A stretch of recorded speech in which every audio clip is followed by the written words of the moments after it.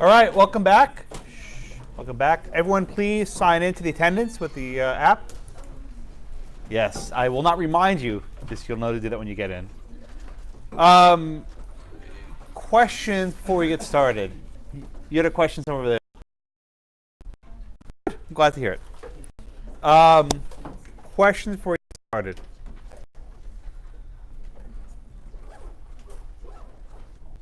No? Nothing? Okay. Start question.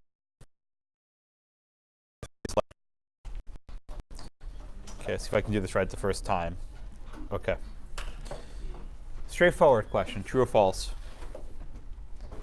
A title and a deed are different.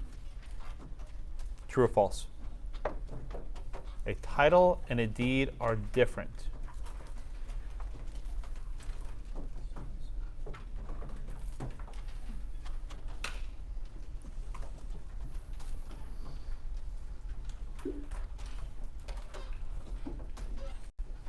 Okay. That's what we got. All right. Another 5 seconds.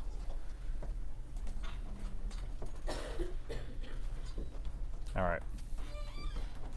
Okay. Where did I drop off last time? You were last? I went. Yes, so I'm up. All right, Kaylee, what do you think? True or false? I said they are different, so true. Okay, you said true. Okay. Why do you say true? I said true because... Please be on time. Thank you.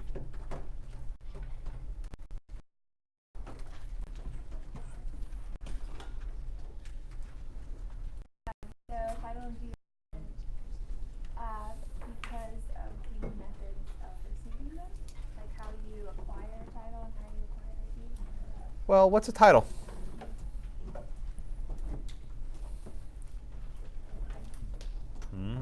Title is showing possession over property. And what's a deed? A deed is also showing that you have possession over property. So they're the same thing? Yes. Well, yes. So then it's false.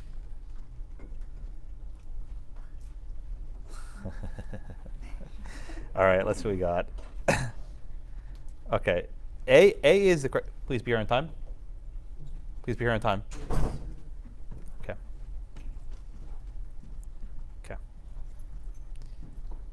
The answer is A, and I think about 80% of you got this one right. But let me explain why. In everyday discussion, people use the word title and deed interchangeably, right? Oh, I have the title to my car, or the deed to my house, right? People use these words interchangeably. They're not. They're different concepts. Okay. Title refers to the legal relationship between a person and a piece of property. Right? Title is a legal relationship. I own it in fee simple. I own it in life estate. Right? I have a remainder, right? Title describes your relation to the property as a matter of law. Okay? I own it in fee simple. I have a joint tenancy. Remember all those horrible things from last semester, right? Those are types of titles that you might have. A deed is something different. Please be here on time. No, you're not here. You're not here. Okay. Deed is something different.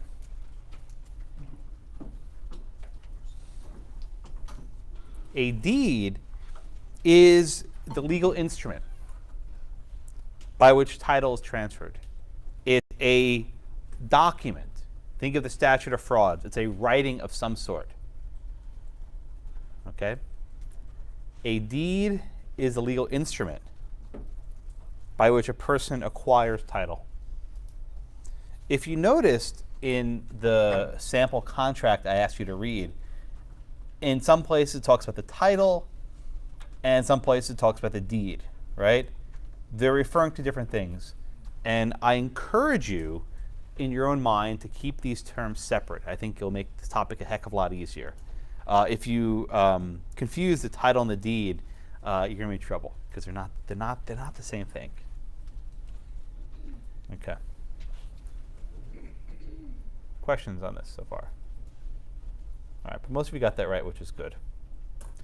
My goal for today is to walk through the general process of buying a house or buying a piece of property, as it were. And we'll talk about two aspects of that process. One of which is whether a title is marketable, that is merchantable, if you want to use the word from contracts that you might recall. And the second is what happens when you have a situation with a transaction that doesn't go well. Can the courts order the transaction to be completed based on considerations of fairness, what you might call estoppel? So first off, has anyone ever actually purchased a home? How many of you? Oh, wow. That's actually a sizable number. Over there? Bought one in Texas? Yes. How'd you find the process? Lots of signing. Lots of signing. Who else? Yeah, in the back? I wasn't in Texas, but yeah, lots of signing, lots of last-minute requests for different documentation. Did you work with a broker or did you do it solo? I had a broker. Did you have an attorney involved? No. Okay. Anyone else not use a broker that did solo? Okay. Well, usually at this point I say, as a millennial, I've never actually bought a house, but in fact I have. I sacrificed my avocado toast and I saved up. And last summer I tail end of the millennials, 84, just barely made it. Lord help you.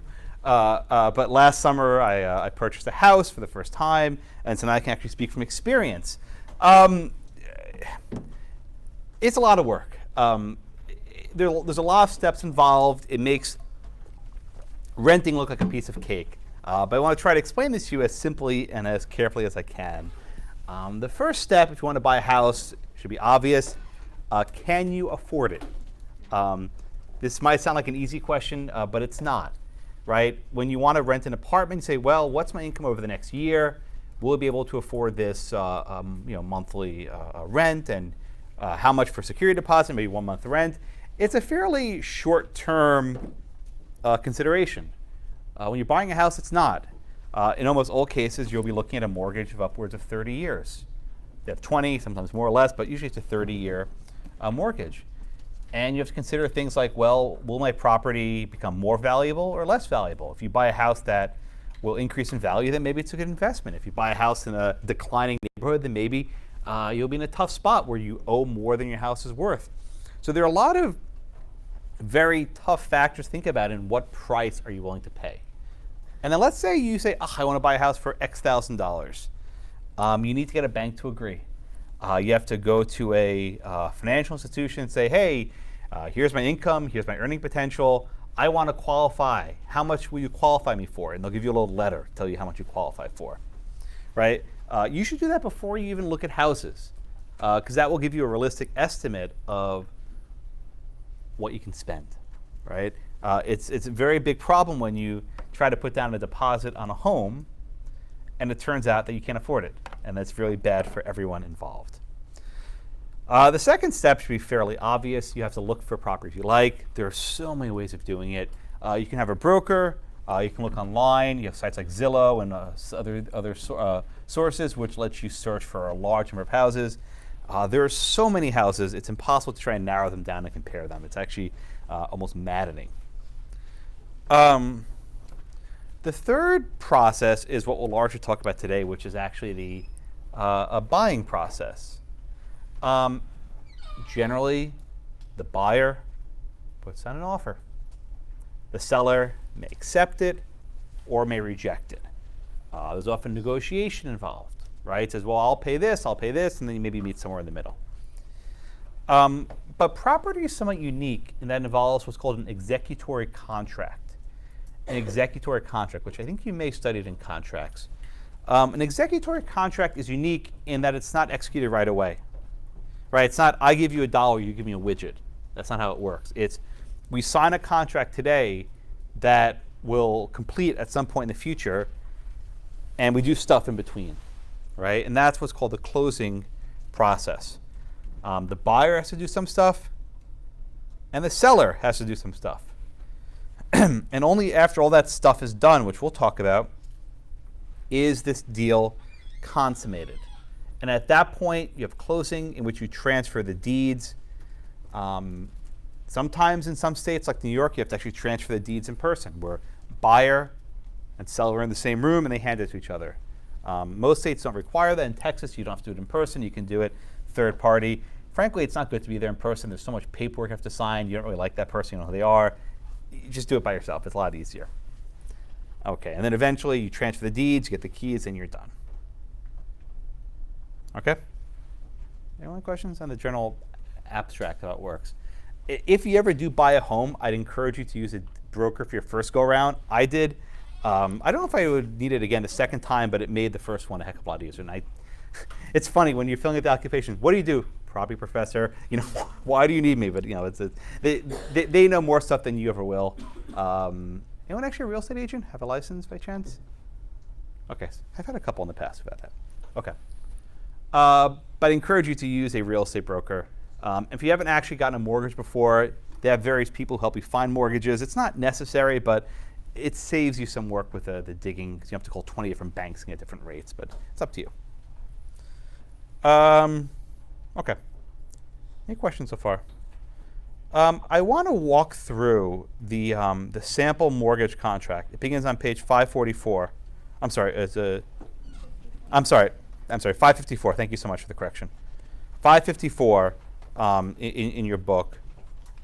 And I want to walk through it, not every paragraph, because there are a lot of paragraphs in here, but I want to walk through a lot of them. And I think this will help you get a better sense of what's required. I will also show you the Texas one in a few minutes afterwards. I'll start with the multi-board. Just means just like a general contract for houses. OK. All right. So first off, you have to list the parties: who are the buyer and who are the seller. Fairly important information. Second, you have to list the real estate. Right? What are you actually acquiring? This becomes an important fact. Think of cases like Howard versus Kunta, right, from Washington and the Hood Canal, where everyone bought the wrong piece of land.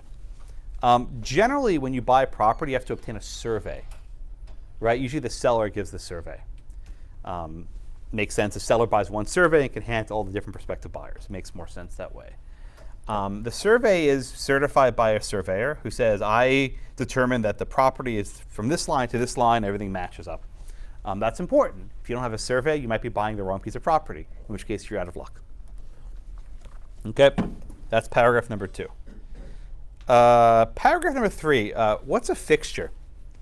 A fixture is something that's physically attached to the home. Think of like a ventilation system, right? When the previous owner moves out, he's not going to rip out the HVAC, right? He's going to leave that in place. Think of bookshelves that are built into the wall, right? When a person moves out, they're not going to strip the walls. They're not going to gut them down to the frames. Some things are a little bit closer call. So for example, refrigerators, not a fixture, you can remove it. A washing machine is not a fixture, you can remove it. A dryer, you can remove it. Maybe whether it's a microwave, these sorts of things. You can usually contract whether you're keeping various appliances. Why would you do that? It makes the price a little bit higher, right? You don't have to buy a new washing machine, but they charge you for it. Sometimes you walk to a house, it's completely empty. So you have to specify in advance what is and is not included. Now, the reason why this contract is so long and tedious is to eliminate any doubts, right? You may not think of, well, what about this and what about that? This lists everything. It's hard to ignore something that's on this document. OK? OK. Number 4 is an important point, which is the price, right? This is what you agree upon. And you're stuck to this price generally, with exceptions. I'll just use $100,000 to make this easier, right? You agree to pay $100,000, and then you put down initial earnest money.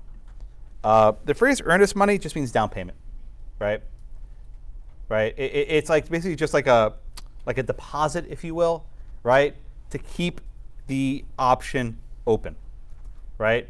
So let's say you have a $100,000 house. you give the buyer $1,000 up front. And what that does is it keeps the process going. He basically takes it off the market for that period. The earnest money allows the buyer to have some confidence and the seller to have confidence that they're actually going to make this work. Now, for whatever reason the transaction falls apart, in most cases you lose the honest money. You lose the deposit. There are exceptions, of course. There are exceptions for everything. Who gets to hold on to the earnest money? Escrow. Okay, what does escrow? It's kind of a funny word. Escrow is a third party that holds the money while the transaction is being completed. Right? Imagine this. You just hand a $1,000 check to the seller, and he just says, okay, peace, bye-bye. Right? He disappears. As opposed to giving it to a third party. And the third party only releases the money when the transaction is complete. So that way the third party holds on to the earnest money. It does accrue interest during that time, although not very much. Okay? That's paragraph number 4. Paragraph 5 is the closing, right? If you remember back to property 1, remember the livery season? Remember the clump of dirt and you transfer one person to the other? This is this old medieval tradition where you physically transfer property. Why do we have closing today? It's the same idea. Literally, one party hands a deed to the other party, or we hand the keys, right? That's what the closing date is, a date where everyone comes together and they physically transfer a representation of the property, which are like keys. In most states, Texas, for example, you don't have to do it in person, right? You can have a third party. So the way we did it was, I think we went there first thing in the morning, we signed all the paperwork, and then the buyer came later, he signed everything, and then we got keys later in the day. So we just did it, in sequence. But you can do it together if you want. It takes so much signing. Was your hand hurting by the end of it? And the annoying part is, you have to sign your name the same way every time. They actually look at your driver's license, however you sign your name, and every time it's making a signature the same exact way. Oh, it's a pain in the neck. My hand was killing me. So bring like a good pen and bring snacks. It'll take forever. Okay, that's the closing date. Possession is when the seller vacates. Usually you vacate the same day as closing, but it doesn't have to be. But that's usually how it's done. Disclosures. There are a lot of disclosures, right? Is there lead paint? Is there radon, right? Is there any sort of problems with the property? Number 8 is proration. This is actually somewhat tricky, right? Let's say that you live in a place with the Homeowners Association, HOA, and let's say the fees are paid annually. Say it's $1,000 a year. You move in June, right? Your seller already paid the $1,000 fee. You prorate it, or basically you reimburse them for half the annual fee, right? It sounds like trivial, but it's very complicated because you have utilities, you have condo fees, you have inspection fees. There are all these fees that you might move in the middle of the month, and you have to pay basically the equivalent of whatever you would have otherwise paid to make the seller whole. And calculating these is actually a bit of a pain in the neck because depending what day you move in, and it shifts the amount. 9, attorney review. In some states, you're required to use an attorney. You don't really need to. I think the real estate agents know what they're doing well enough, but you're allowed to have an attorney review it. Usually probably very expensive for a residential property. Number 10 concerns inspections. These are actually very important. When you walk into a house, it's going to look perfect, right? It's going to be clean. It's going to be neat. Everything looks great. Andrew, I see you're laughing. Tell me, why are you laughing, sir? Because if you're not paying attention, they stage those. So Yeah. Like there'll be little things that are wrong. They'll just cover them up. Yeah. Put a little sheetrock over a stain, right? Yeah. You have to have inspections, right? And with mine, we were stupid, but like the AC was working. We didn't really check it out, and we had to replace the entire AC like a month later. Like they had done something to it to make it like survive for a couple more weeks. We bought the house in August too. It was hot as hell, but like we had to replace the entire AC. And this is a property professor, should know better. But that was like the only big thing that was wrong. There was some leaking here and there, which you can't always tell until it starts raining. Right? There's some stuff which is going to be hard to find. The buyer pays for the inspection. you want to pay for your own inspection. Don't rely on his inspection. That'd be a bad idea. And the buyer notifies the seller, we have these defects. And that triggers a round of negotiations. 1 second, Tyler. That triggers negotiations. You either say, well, here are these defects, reduce the price, or here are these defects, you fix it yourself. And usually, in my case, like we had to get an electrical box replaced. The buyer just gave us a credit off the sales price. We fix it ourselves, which usually works better because you can find a better negotiating rate. But you generally have to deal with those negotiations quickly because you only have a couple days to figure out the repairs. Yes, sir. So it looks like 9 and 10 in the Illinois contract. Is that what we in Texas do in an option period? Exactly, yeah. So I was going to get to this later. I'll do it now. Between when you put down the earnest money and when you close, sometimes called an option period, where you're generally on the track to finish the transaction, but if things go wrong, you can back out. So let's just say, for example, the seller represents that there's no lead paint, right? And then you get an inspector comes in, and it's, oh, there's lead paint everywhere, right? At that point, there's a breach. It's a breach, and you can back out and get your earnest money back. Now, it gets more complicated, and what happens if it's not like lead paint, but like, the AC is on the fritz, right? It works, but, it's kind of pettering out. Or, you have an appliance that, isn't working properly. Those are issues which you have to negotiate, and it might be tough to get your earnest money back out of it if you walk away. In our case, we basically had to pay some out of pocket, and the seller kicks them back in. But things go wrong during the option period, and that's what the next paragraph, number 11, is. This one is this one's very important, right? This one's called the mortgage contingency. What happens if, let's say, you pre-qualify for a mortgage for $100,000, and then you go through all the, paperwork and everything else, and then at the end the bank denies your mortgage. Let's say they find that you had a debt they weren't aware of. Let's say you lose your job, right? Let's say, something bad happens to you and you don't qualify for the mortgage. That's where this language comes in, right? The mortgage contingency. If the buyer can't obtain the mortgage, the contract's null, right? And you actually get your earnest money back. The reason why is the denial of the mortgage was beyond your control. You did everything in your power, and the bank wouldn't give it to you. Now, this is not desirable. You don't want to have this happen because it pisses everyone off.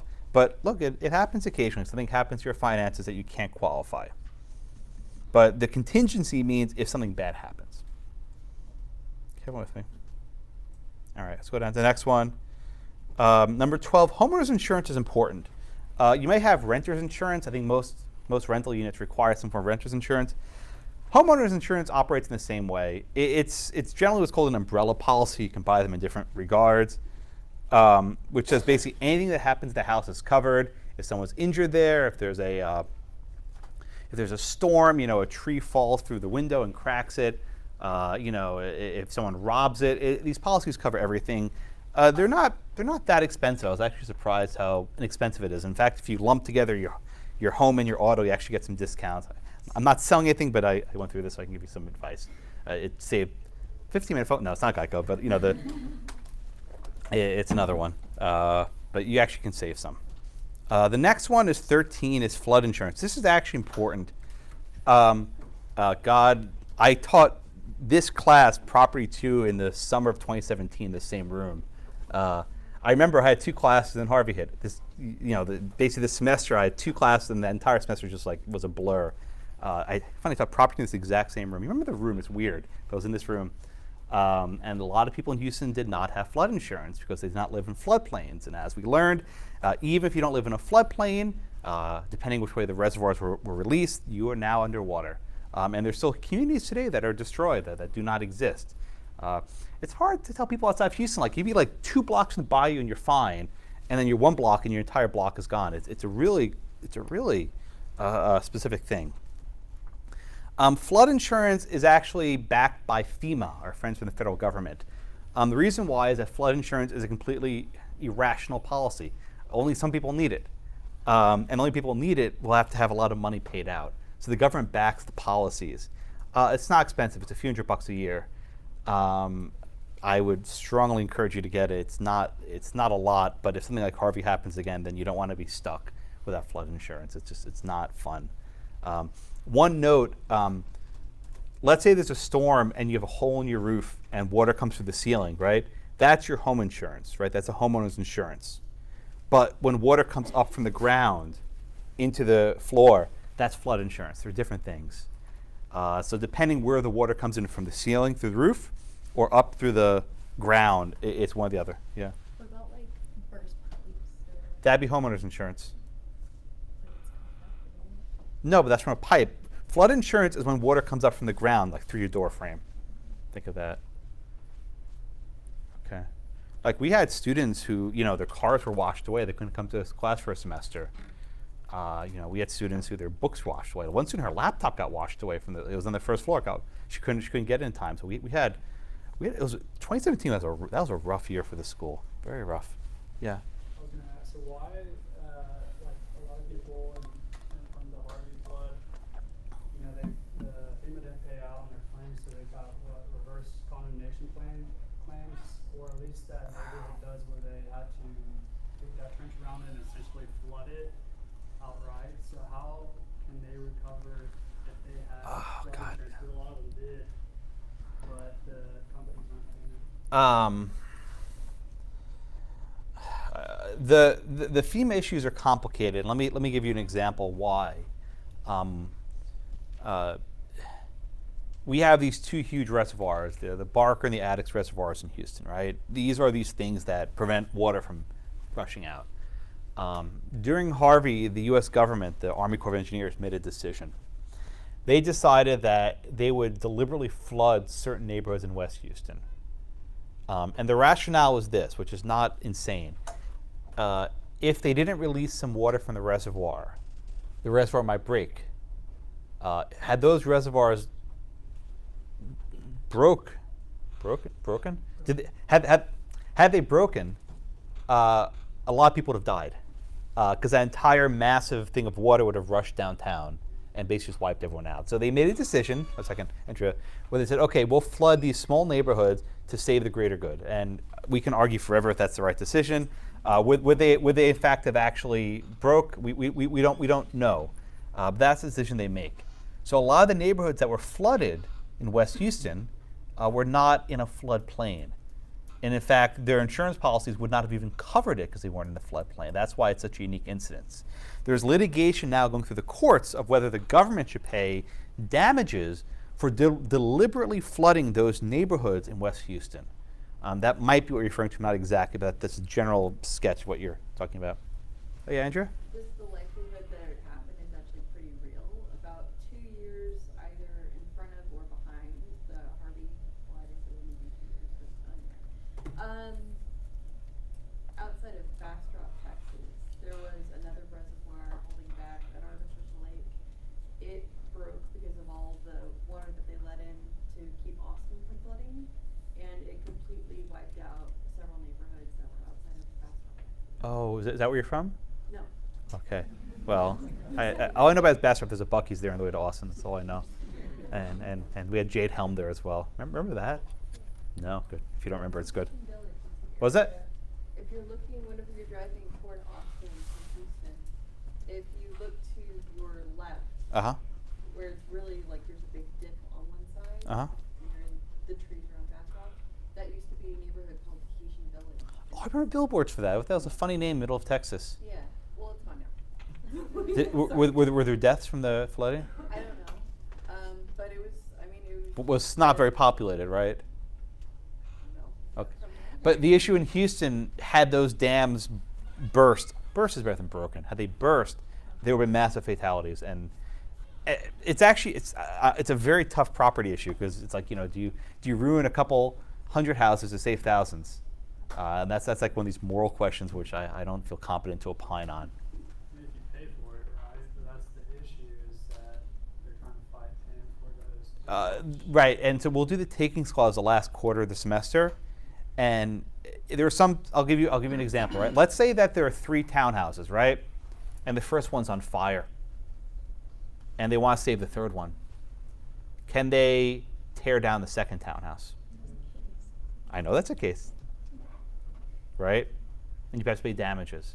Let's say I have like 3 townhouses. Let's say there's a row of 20 houses. There's a fire in one end. And if they just knock down one house in the middle, they can save the other 19 because they can't stop the fire, right? There are instances where the government sometimes destroys stuff to save more. Or let's say there's a forest fire, right? And it's just ravaging. And they can stop it by basically deliberately scorching part of the forest to save the rest of it, right? And these aren't simple questions. And I don't pretend to have the morality to give you that answer. I'm a humble property professor, not very humble, but I'm at least a property professor. Be real. But those are not easy questions. And even the property doctrine is tough, but I go back and forth in the Harvey flooding one. Okay. What else? All right, let's go on. 14, if there are any condo fees or some sort of homeowner associations, you have to deal with those. They can be a pain in the neck. They're not, I mean, it depends. Mine's not bad, but they can be a pain in the neck. Here we go. 15. This is deed, right? This is a very important paragraph for you to consider. Again, the deed is the instrument that conveys the legal title. The deed is different from the title. And the very first sentence says, the seller shall convey good and merchantable title by a deed. So again, you're conveying title by a deed. The deed is the legal instrument that conveys the title. But let's just keep your terminology straight. This document I'm showing here is the contract. A contract and the deed are separate, right? We'll do deeds next week, I think. By the way, no class on Thursday. I will not be here on Thursday, so no class on Thursday. But the deed is a fairly short document, maybe a page long, that says, I am conveying fee simple to Josh, right? Whoever it is. This is a contract which lists, dozens and dozens of terms. A contract can be 10 pages long, right? The contract and the deed are separate, which is separate from the title. Keep your terminologies straight. Now, what does this phrase good and merchantable mean? It's similar to what you studied in contracts with the marketable title. I'm sorry, was the implied warranty of merchantability? Remember that sound a little familiar in the UCC? It operates in a similar fashion. The idea of a marketable title, or you'll see merchantable title sometimes, is this notion that what you're buying conforms to the expectations of the buyer, right? The buyer expects certain things, and what you're getting conforms to that. Generally, what this means is you're not going to get sued, right? You're not going to get fined. What you're buying doesn't put you in any sort of legal risk, right? When I buy a house, I don't expect the county housing commission to come down and shut me down, right?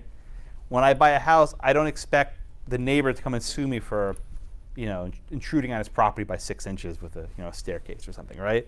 The idea of a marketable title or merchantable title is you're not subject to any sort of legal risks. Yeah. Wouldn't it make sense to keep record of title for deed searches? That way somebody wouldn't necessarily have to. My thinking is if somebody buys a condo and then sells it a year later and then somebody else, you know what I mean? If they're doing a title or deed search every so many years and it costs so many thousands of dollars. Well, okay, so was it Stephen? Yes. Okay, so Stephen's question was about a title search. We haven't gotten to it yet. Title search is a way of investigating the history of a property to make sure that the person who's selling you Blackacre actually owns Blackacre. Stephen asks, why, wouldn't it be great if you could rely on someone else's survey so you don't have to start from scratch? Now, Stephen, what might be a problem if you just rely on someone else's survey? Well, you could be defrauded. What if they made a mistake? That's true. So think of Howard versus Kunto, right? Again, in Washington, where for decades people kept making the same damn mistake. There's value to have an independent survey done, right? Your own guy go from scratch and does all the work. Maybe it'd be nice to have a record of survey documents, but I think you probably want to start from scratch every time. Well, the only reason I mention it is I was listening to your PowerPoint from last year, Mhm. and you told the other class that it costs anywhere from $3,000 and up to get a. They're expensive. They're not cheap. Yeah, they're not cheap. I paid for one. Yeah, I mean it's not. I mean, well, actually, to be precise, the survey is done by the seller, but yeah, they're not cheap. Yeah, I was just wondering at that point, like, these companies are staying in business, but they're making a lot of money off of it. They might actually share the stuff, and they may just pass it around. It's possible. So yeah, I was just wondering if it adds up for the one person, if one piece of property is sold in succession a few years, they're making a lot of money on easy work. Or at least just update it instead of start from scratch. Yeah. Possible. I don't know. Yeah, they're not cheap though. I mean, and it takes some time. They have to do it. Everything with the property is like on a rush because you have the closing date. Which when you do things in a rush, you can jack the price up. That's just how things work. It's like whatever, just do it. Like you negotiate the mortgage, it's all right, just whatever. After a while, it's just take my money, whatever. Just get it done. You don't even care anymore. Number 16 is the title. Again, that's a very important thing. The title is separate from the deed. Number 17 is the survey. This is, I think, what we're talking about earlier. What are the boundary lines for this piece of property, right? And that's something that's important to measure. 18, escrow closing. When do you actually transfer the money after the thing closes? 19, this is actually significant, right? What happens if you close the day before Hurricane Harvey, right? You close in the house, the option period began before the hurricane and the closing date was after, right? Can you walk away, right? What happens if there's damage prior to closing? In some cases, you may actually be able to rescind the contract. I'm sure in Houston that happened. People had a closing period in the middle of the hurricane. I'm positive it happened. And those are going to be some very tough cases. In that case, the buyer may just say, screw it, keep the deposit, I'm walking away, right? Keep the earnest money. I don't want the house anymore. It's underwater, which, they can do. There's real estate escrow taxes. Seller representations, right? This is based on the Lohmeyer case. The seller has to disclose if there are any zoning disputes, if there are any sort of building code violations, are there any covenants or restrictions in the land? You have to disclose everything. Condition of real estate inspection. It has to be clean. That doesn't mean like spick and span, but just like not a lot of stuff around. It's got to be basically empty. You can't leave behind garbage. In other words, there's always some crap left over, or there's always some stuff left over because people can't clean everything. But it does keep it clean. Local taxes, blah blah blah. Business hours, not very important. I don't use fax anymore, but I'm sure they exist. Escrow, not very important. You've seen this phrase in contracts, time is of the essence. That sound familiar? You have to move quickly. You have to move reasonably quickly because you have a closing date and you can't dally forever. You have choice of law provisions, governed by the law of Texas, and other things. Okay. I'm going to start skimming now because I think they're less important.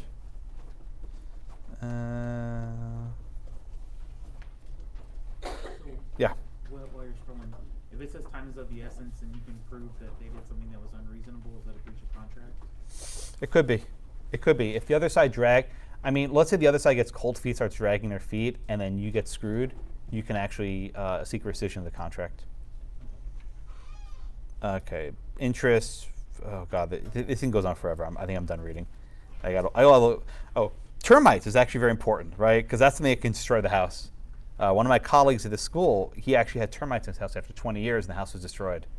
The house is done. If they destroy the foundation, the wooden foundation of the house, you can't fix that. That can't be fixed. One thing, this sounds insane, but just get like an exterminator to come by quarterly. I have it. Like they just inspect and they put these things to get rid of bugs, and they work. But it's easier to pay in advance than to have to figure it out when your house collapses. I know it sounds silly, but like it's homeowner things you have to think about. As is, it's like with a car, you're buying it as is. They're not representing that's any special condition. Okay.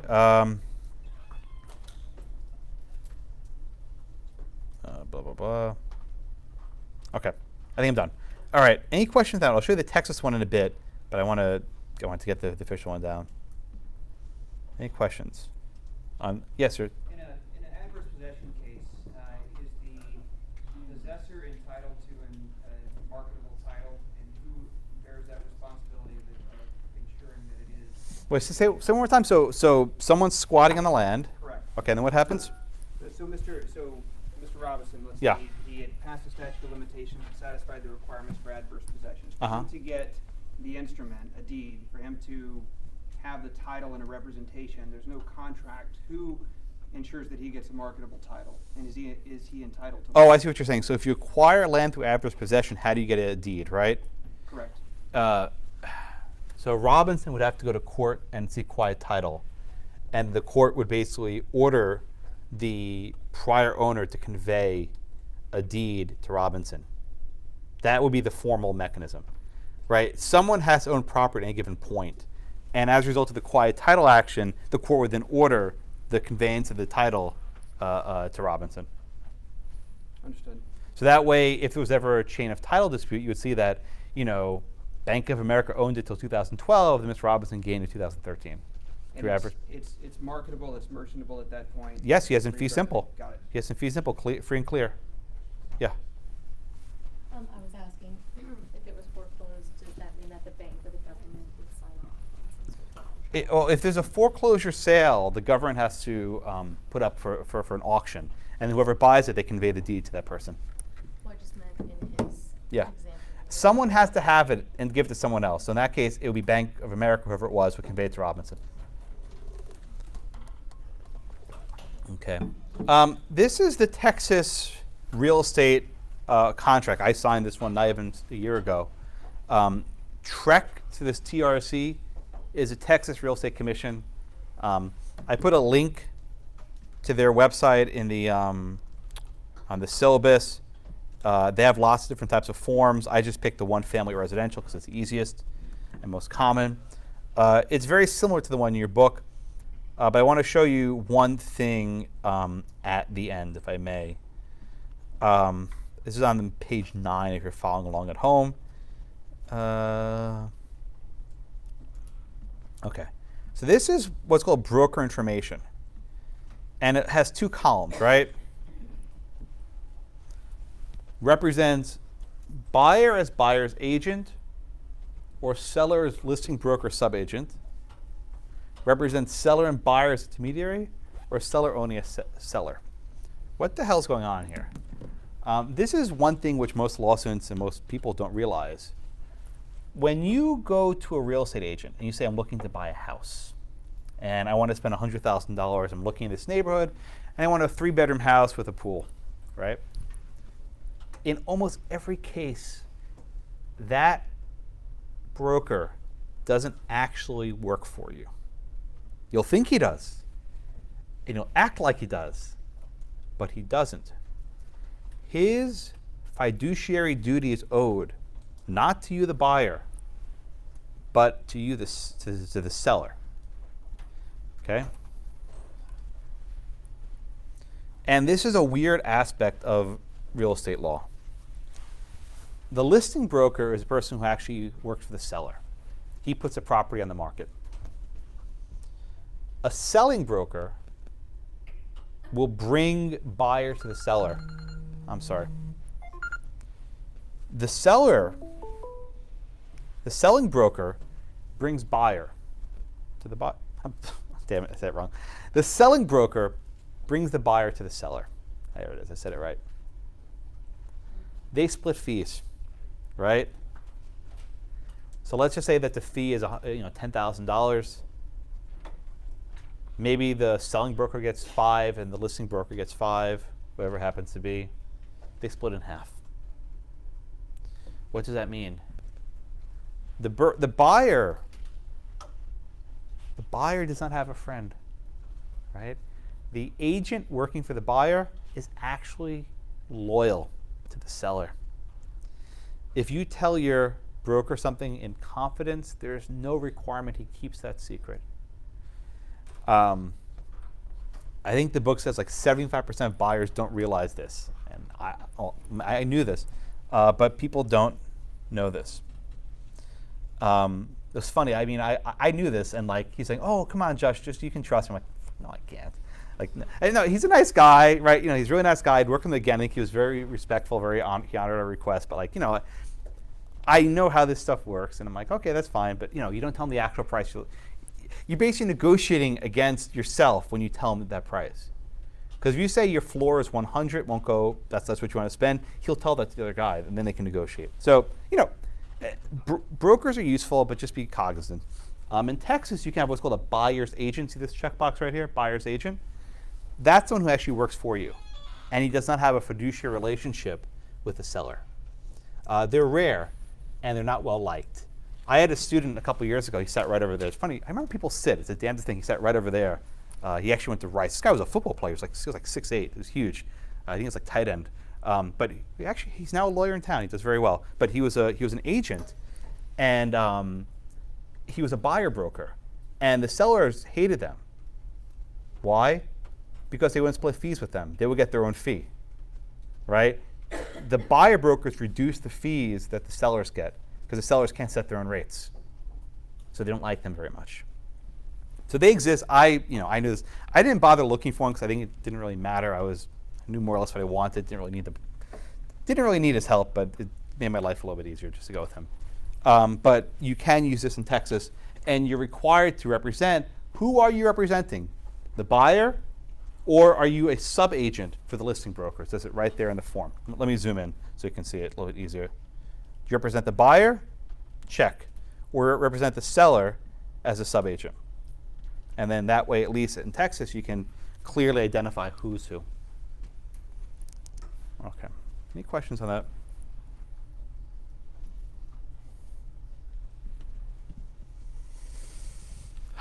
Okay.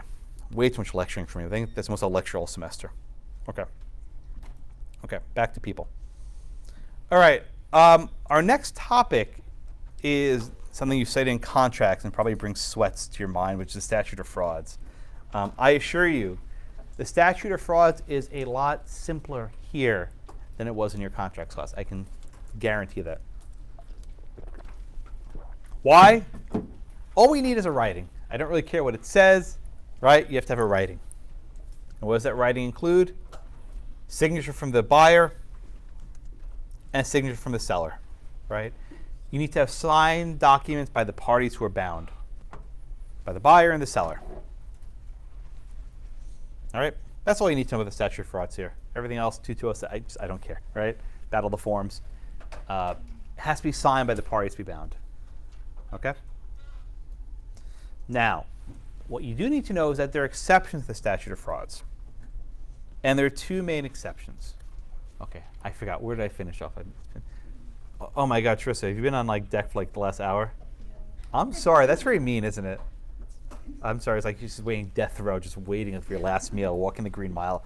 All right, Trissa, give me one exception to the Statute of Frauds from our reading. Okay, yeah, remind us. What's our favorite phrase? What does estoppel mean? Yeah. Estoppel means there's some sort of unfair or unconscionable, I hate that word, I don't know what it means, unconscionable injury that would result from enforcing this contract, right? That if you enforce this contract, it'll create some sort of unconscionable injury. Generally, estoppel is based on what we might call detrimental reliance. Does that sound familiar? Detrimental reliance. The idea that I took some actions relying on a promise, and that promise was broken, and as a result, I harmed myself. So if you fail to enforce an oral contract, it creates some sort of unjust unfairness. That's fairness. And Shannon, what's the other exception to the Statute of Frauds we talked about today? Partial performance. Okay, what's that? It's when one party completes what was contracted for, but the other is holding out, and Yeah. the part can. Okay, very good, thank you. Yeah, in other words, it's where you start doing something, but you don't finish it.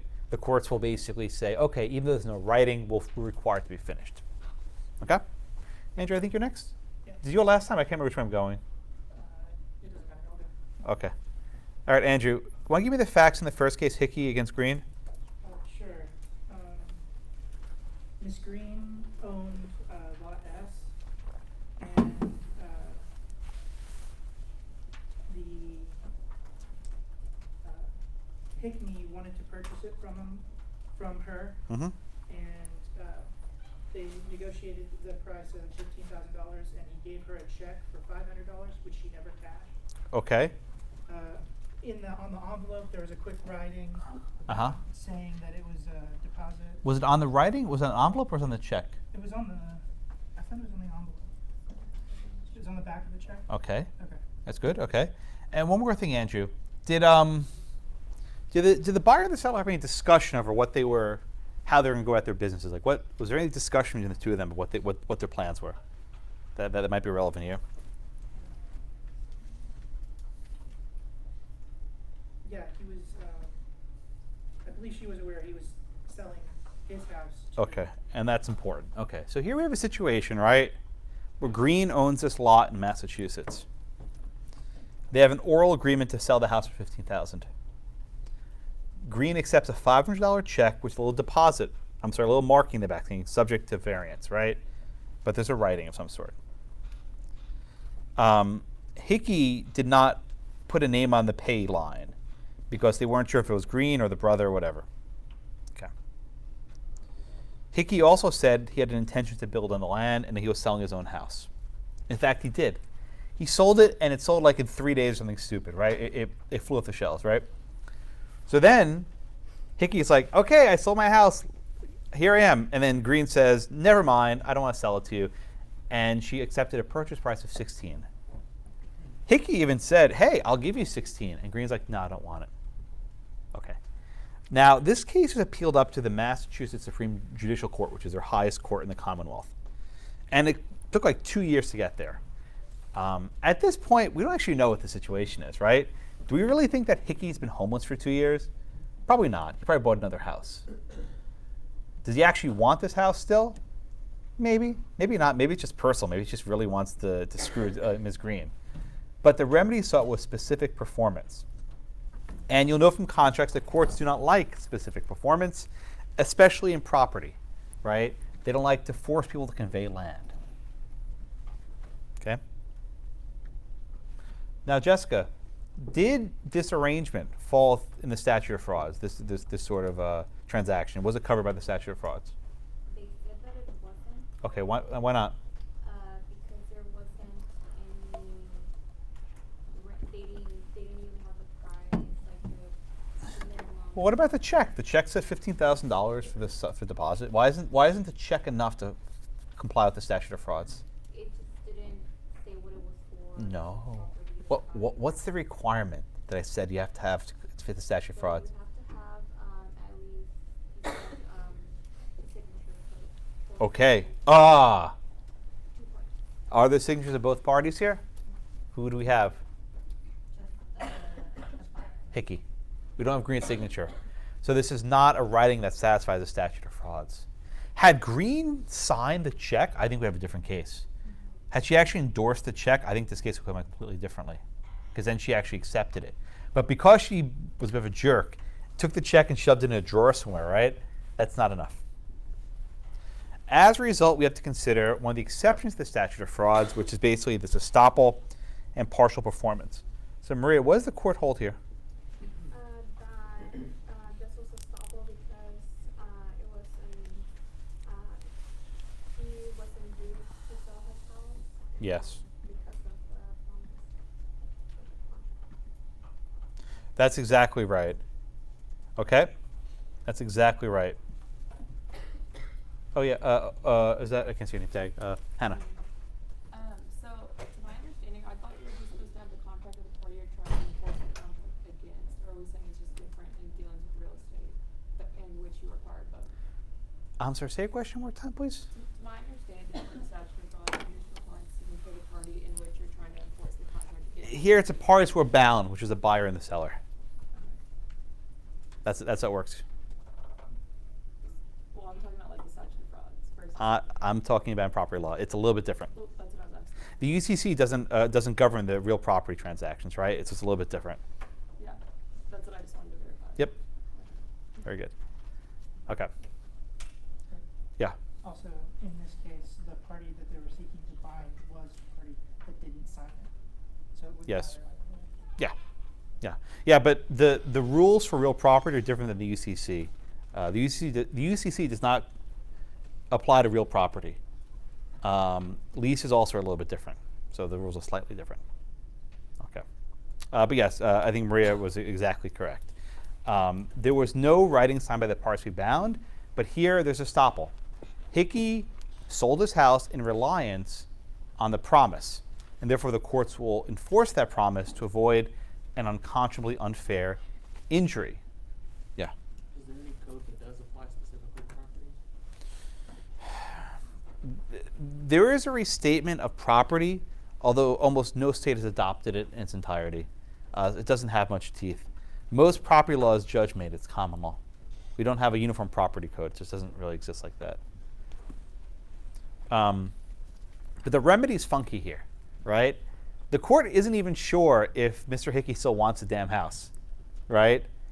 It's like 2 years later. So they say basically, look, send this back down to the lower courts, figure out what the situation is, and if he doesn't want it anymore, just pay him damages, right? Whatever the cost of acquiring a new home, put that to Ms. Green. I think that's probably the most fair remedy because, like, you know, we don't even know who's living in the house anymore. It may not be fair to do this. Okay. Questions on a Hickey? All right, let's do the next case, or actually the last case, which is the Lohmeyer versus Bauer. Now, I apologize. This is one of the worst written opinions I've ever read in my life. It is so, I mean, okay, so most legal writing is garbage. Most legal writing is just terrible, right? People don't go to law school because they can write well. And in fact, law school reinforces bad writing techniques with these long sentences that are hard to, this opinion just, it's like, what are you saying? Drives me nuts. But this is a very bad opinion. So I'll try my best to explain it as I can. This case considers whether a certain title is marketable. Okay? Where is it? All right. We have here a situation where Lohmeyer enters into a contract to buy a lot from Bowers, right? Lohmeyer is the buyer, Bowers is the seller. Bowers agrees to to give good merchantable title, right, to Lohmeyer. Okay? But there's an exception. However, subject, however, to all restrictions and easements applying to the property. The question in this case is, does the existence of easements and restrictions render the title unmarketable? Or does the violation of those restrictions render the title unmarketable? Now, we haven't done land use yet. We'll do it the second half of the semester, but let me give you a couple tips. Almost every city in the country has zoning laws. Even Houston, which says it doesn't, has some indirectly. One of the common types of zoning laws regulates the size of land, right? For example, if I have a house, I can't put my house 1 inch next to the border with another house 1 inch away, so like, there's like a foot between them. Most cities have what are called set-offs, which say you must have at least X feet between your property and the border, right? Which just has some, free space to have, openness, whatever. Why is that there? Well, create openness, but also it makes things more expensive, right? Because now you need whatever the size of your house is plus 3 feet on either side. In this case, we had such a law, which had a couple feet of set-off on each side. Lohmeyer learns that this house is in violation of that set-off. In other words, he's too close to the boundary. And the only way to fix this would be to buy more land to get additional room to, I guess you could chop off the house, but you can't really do that, right? But the house is too big, so you have to buy more land to get more set-off space. Okay, that's a zoning law. There's also what's called a restrictive covenant, right? What's a covenant? A covenant is an agreement to restrict how you use your land. We'll study covenants later. And in this case, there was such a covenant in effect. What was the covenant? All houses had to be 2 stories. Huh? All houses had to be 2 stories tall. And this house was only 1 story. It was moved from somewhere else, apparently. Now, Josh, why on earth would you have a restriction that you need to have a 2-story house? Why would you make someone buy a 2nd story? So you don't want them to, I guess, expand too far. No, you're being too nice. Keep out poor people. Yeah, you want people to be wealthy and have big homes. Yeah, it's to keep poor people out. There's no other way of saying it, right? We'll discuss this later. It's to make it impossible because you have a 1-family house, 1 story versus 2. Which one's more expensive, right? The 2-story house is more expensive. These are covenants designed to maintain property values by keeping out people who buy cheaper houses. There's no other way of saying it. You might also have, you have to have so many bedrooms, you have to have so many square footage. There are different ways of framing this. But here, you have a regime where you need to have 2-story home. And this house is 1 story. So this house is in trouble in 2 regards, right? The first regard is that it was in violation of the set-off, the zoning law. And the second regard is that the law, that the covenant was violated, only 1 story instead of 2. Okay. Lohmeyer finds out, he moves to cancel the contract, right? Can he cancel this contract? Well, that depends on whether the title is merchantable, right? Is the title unmarketable? The court holds that it is. All right. Why? By virtue of buying this house, Lohmeyer would immediately be put in risk of litigation, right? Immediately. He could be sued by the county for going over the set-off, and he could be sued by the homeowner association for having only 1 floor instead of 2, right? He will immediately be in risk of litigation, right? But what about this language, right? Subject to covenantal restrictions on record. No.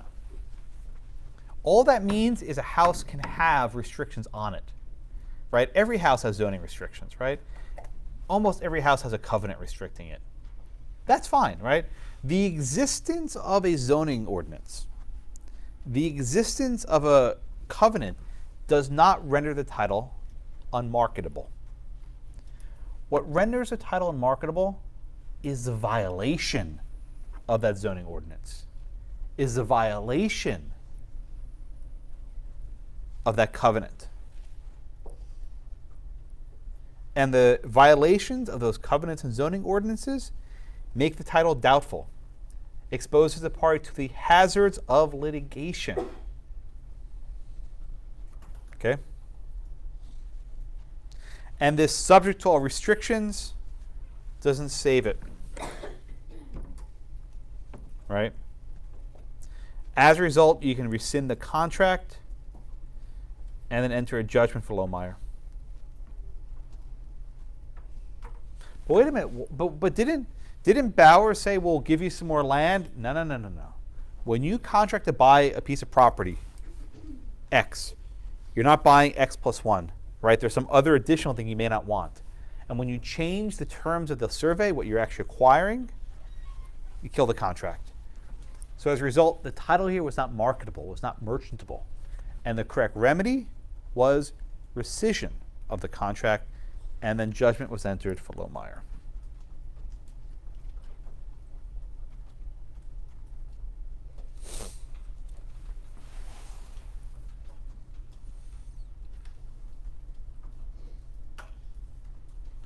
Okay.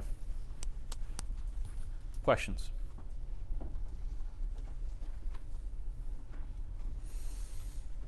Okay. So from today, I think you should understand at a minimum, deeds and titles are not the same thing. The deed is the instrument and the title is a legal relationship. Generally, once closing's done, you're screwed, you're stuck. But in the event that closing doesn't happen, you can get out of it through estoppel or partial performance. But always, if the title is not marketable, you can move to rescind the contract. So you can get out of it that way also. Okay. The next topic, which will be on the third, as it were, focuses more on the contract of sale. And this concerns a duty to disclose defects. Okay? Anything else? All right, I'll see you next Tuesday, a week from today. Thank you so much.